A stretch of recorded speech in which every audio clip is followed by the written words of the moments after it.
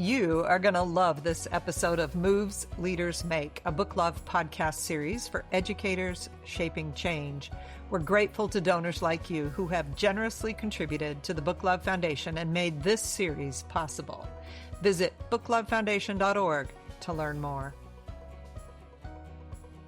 We've been talking about all the ways leaders make moves, that moves make leaders, but this big podcast is really about moves leaders make that change the course of thinking and the work that happens in schools. So this morning I'm reading Simon Sinek, who is one of Elaine's go-to leader people. Very favorites. And of course I thought of you because listen to his post on LinkedIn. There's a story I love to tell about leadership, but it doesn't start with a CEO or a general. It starts with someone you've probably never heard of. The person who holds the elevator when your hands are full, who notices when you're struggling and quietly asks, "Are you okay?" The person who makes the coffee and remembers birthdays, sends birthday cards to everyone in the building, just gotta say, who gives away credit and takes responsibility when things go wrong.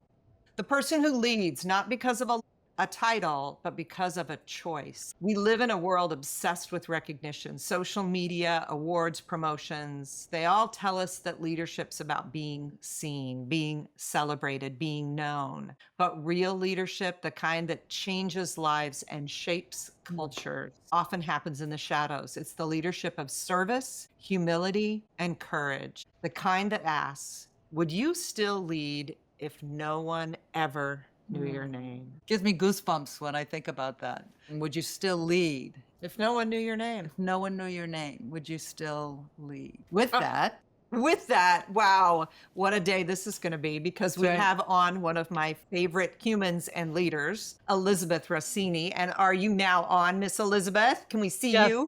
Hi, thank you for having me, Penny and Elaine. I'm delighted to be here. The reason that I put you on the list right away as someone we had to talk to is because of your background leading very different organizations as an educator. So I hope you will just introduce yourself to our audience with a few sentences. I have worked in public, international, and independent schools in 37 years as an educator. I've worked at the university level too.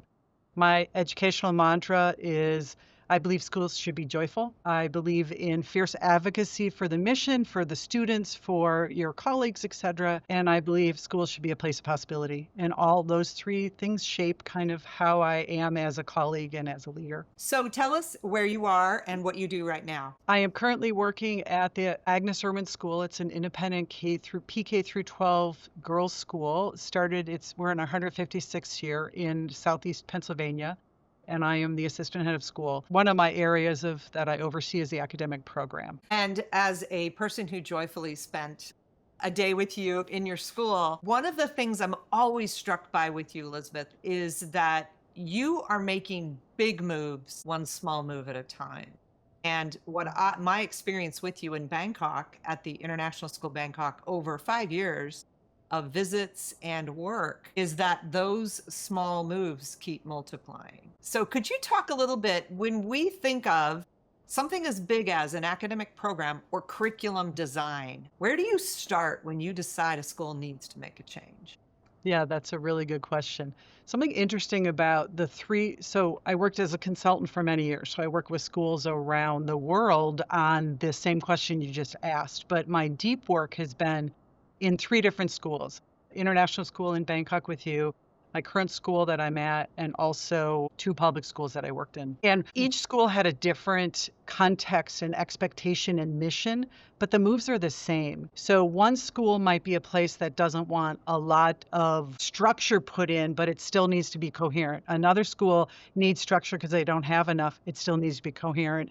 And what's been fascinating over the past 15 years of my career is that the moves are the same around change management and around how to move. And I think you're so astute by talking about the big moves of the actual change you want over a number of years. And you have to plan for where you want to be in said number of years. But it's the small moves you make, and it's the nudges that you make alongside the accountability. Right, so we're going to try this year, and we're going to pilot it, and then by next year we're going to support you along. But then I'm expecting it as a move that we do if we agree that this is something that's going to move our program. So it's the new idea, support, et cetera, alongside the pressure. And it's where to apply the pressure with the support and how you move it along. Very well said. So it's almost the balance. It's creating the leader has the responsibility and should have the intuitiveness to understand the balance between those things that you're talking about. 100%. And thinking about, Penny has worked with us last year and hopefully she's coming in this year as well. We have a 3-year initiative in our middle school English program. We basically looked at it and said we kind of blew it up essentially. And being able to say, here's where we want to be in 3 years. What do we do in year 1 versus year 2 versus year 3? And as we're going through that, what support, as I said, teachers need, but also what are we expecting of you? And then how do we get teachers to come along in a way that they feel like they're partnering with us and they have voice in what we're doing and they have efficacy in what we're doing?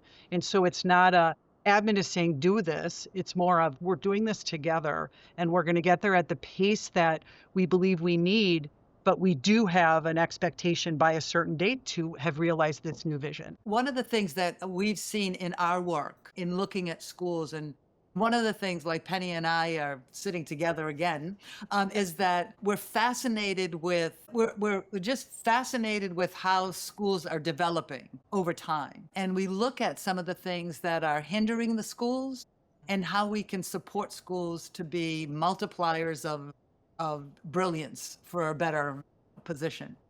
And I know that a lot of teachers now need to let go of past experiences. And we as leaders need to monitor so that, as you talk about, moving forward without giving the supports. I'm curious as to what do you do with teachers who are being challenged by letting go of past practice to get where you in your design?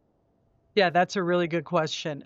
I think with some teachers, and we all know this, you're going to have your trailblazers that are like, let's go, let's bring it on. I just thrive in trying new things and challenging myself. You have the people in the middle that you want to try to support and you know they're going to get there. I try to meet those conversations with, here's some research. Let's read this together. Let's dig into this. Let's look into what we know long-term practice. What does it say? Sometimes it has to be like, this is the direction we're going. I know you have capacity and we can do this together. But if this isn't where you're comfortable moving forward, then we're going to have a different conversation.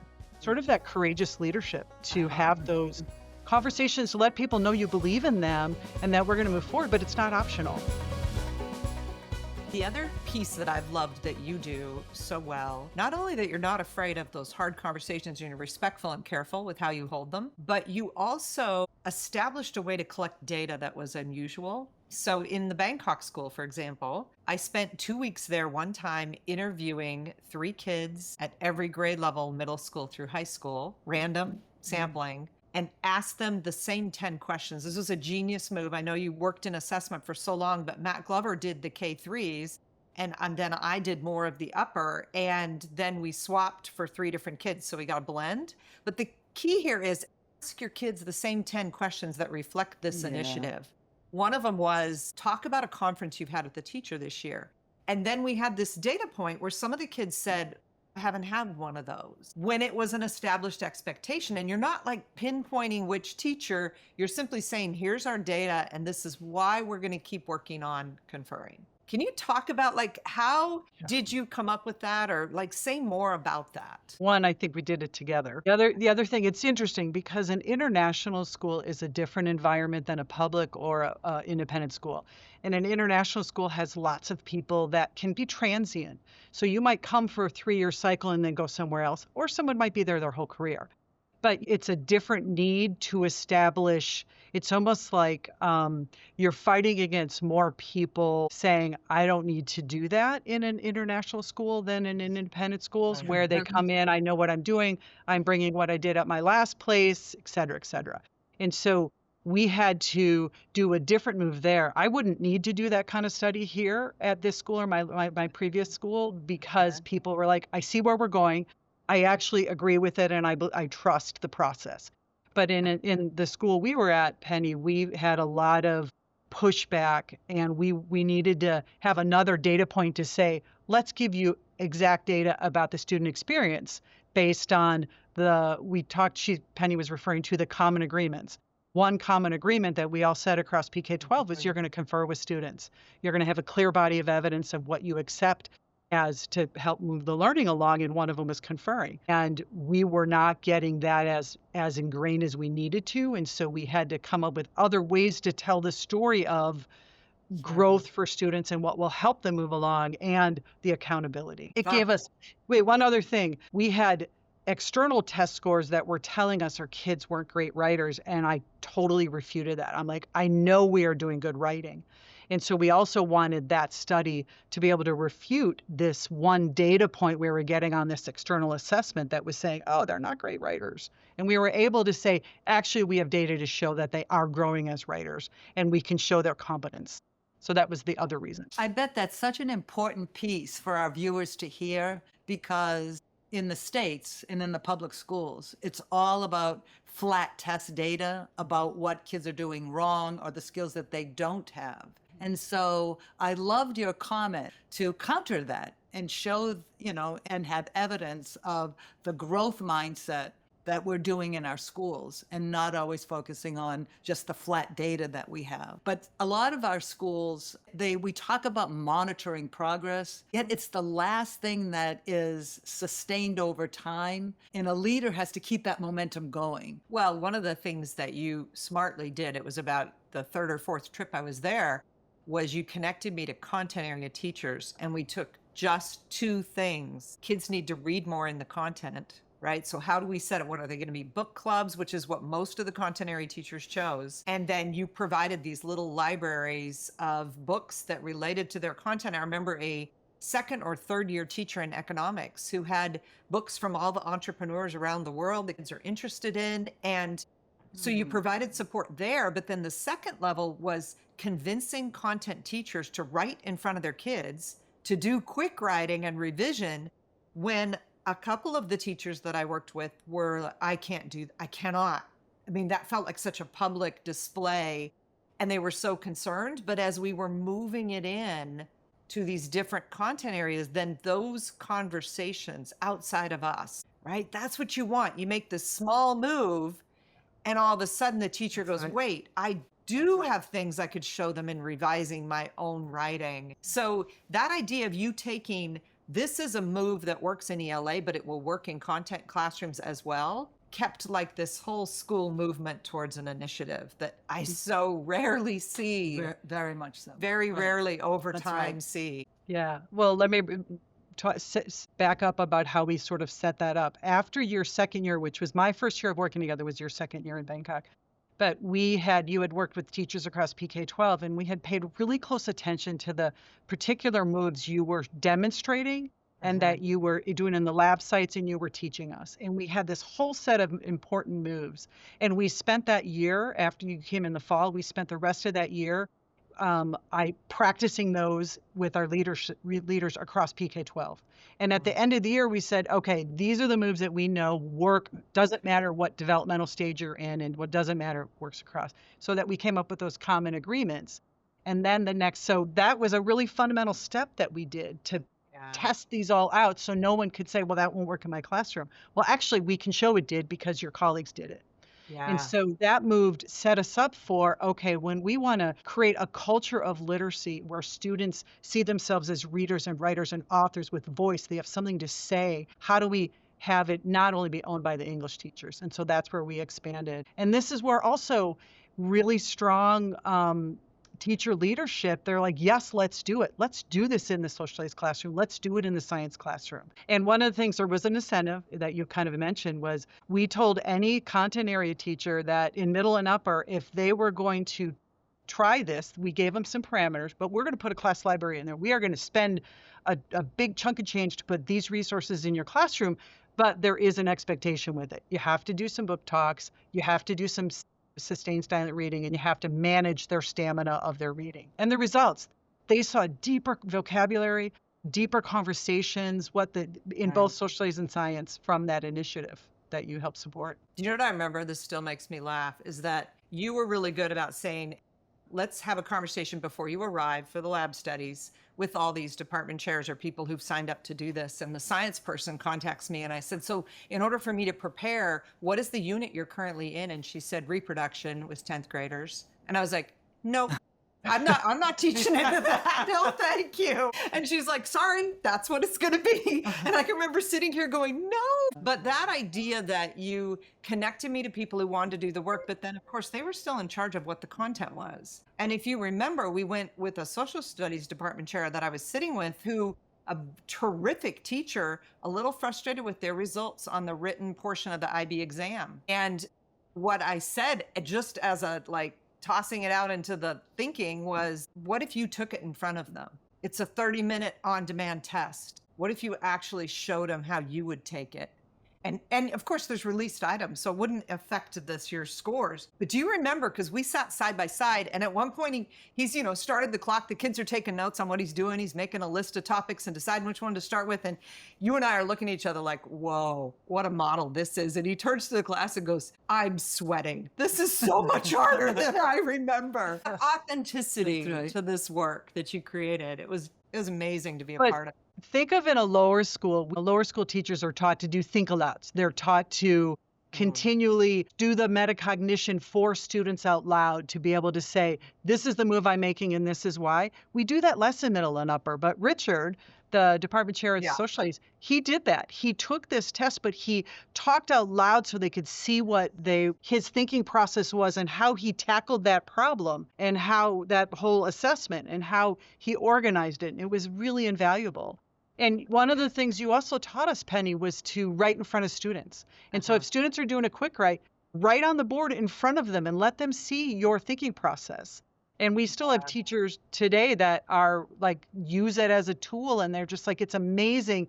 And students will see it and use it as a little bit of a crutch, but eventually they go. Absolutely. Well, and one thing I remember about that he did as a part of his Think Aloud was he turned to the class and said, I just looked at my watch. I got 5 minutes left. I'm going to have to cut short this one and get to my conclusion, which is a strategy they need to know. Yes. And then the science teacher, remember, she came to me after they had done this quick writing. She goes, I'm walking around and these kids are actually using the data and they're using the language, the vocabulary I want them to use. And I've been teaching it all year and they won't use it. Why did they use it today? And I'm like, you used it right up there in context, in your quick write, and they can stand on that and go, that's how I use that vocabulary. Mm-hmm. So it is such an impactful strategy. But I have to tell you, as a teacher, all my years in education, I experienced more often, this year's initiative is X. Next year, we forget about that one, or they give a nod to it. We're still doing that one, but now we're going to do something else. How do you just school yourself? Because haven't you seen this as well? It's constant. Teachers are so negative about, don't give me another new initiative. What is it this year? It's interesting because when I think about Bangkok as well as my last school, Nueva, and here, one of the things I did was, if you think of 2 tracks, what are we doing around curriculum assessment and instruction as a school, and what direction are we following? So that's holistically, what are the expectations we have in terms of your assessment practice, your designing of your units and your courses, et cetera. But then we have the disciplinary growth and disciplinary expectations. And so being super clear, right now we have a 5-year, 3-phase plan for curriculum assessment and instruction. We spent 3 years on curriculum development. Right now we're looking at assessment. Next year, we're going to put it all together with teaching and learning. And so between that and then this middle school, right now, the middle school initiative, we're giving ourselves 3 years in middle school English to take a program and make some adjustments to it for the context that we're in. And so we've got 2 things happening simultaneously. They don't compete with each other, but both of them have clear expectations, clear goals. We are constantly sharing the same message. We're constantly sharing why we're doing what we're doing, and we're supporting it along the way. And so it's, I think, big for a leader who hasn't done this kind of work yet. Be super clear where you want to be in said number of years. We used to do 5 to 7 years. People are doing now 3 to 5 years. Where do you want to be in 3 to 5 years? Where are you now? You need to know that because you've got to compare every year. How's your growth from where you started? And then what are your success metrics? What are your indicators? What are you going to hold yourself accountable to, like you talked about earlier? And then what is your plan year 1, year 2, year 3, year 4, year 5? And I would say 2 other things would be get administrative support from your colleagues. Like I work PK-12, but I have division directors for each, or principals, right? So the lower, the middle, and the upper school principals, they have to be on board and believe in what we're doing in order to support it. And then you have to have the financial resources to sustain it. There's just so much richness to what you're trying to do. And I'm already thinking about ways we could follow up with another conversation, because leaders are looking for mentors. And that's what you're doing right now, is mentoring leaders who are going to try to do this work. So one question that we always ask is, what are you currently reading? Well, if personally or professionally? You know what? You can give us one of each. Okay, so, well, I just finished Molokai, which is sort of personal, and I'm reading the Starting the Missing Thread. We have a Latin program, so it's sort of personal and professional, and it's the women's history of ancient world, and I'm a girls' school, and I like to get steeped in that. But professionally, I'm just doing a deep dive into AI, and we're really looking at what is like I was looking at Education 4.0, the OECD, the World Economic Forum, the skills revolution, like how well are we preparing students for this dynamic world that is like crazy? And how are we, like, we're looking at something like our assessment practices, and how do we, in an age of AI, how do we make sure that we are understanding fundamentally what students know, do, and understand? And Yeah. what adjustments do we make? Do we do more Blue Book? Do we do more writing on demands? We're doing a lot of those. So I'm reading a lot about that, and then making the grade. Elizabeth, what a pleasure to have you was. with Oh my us. gosh. And, we're going to keep thinking and talking about this for quite some time. 2 things that I'm taking away is the importance of common agreements and the way you really implemented distributive leadership in your school. People are afraid of that. You embraced it. Well, thank you for letting me share a few tidbits. Every time I have a conversation like this, I'm learning and growing, and it's just an absolute pleasure.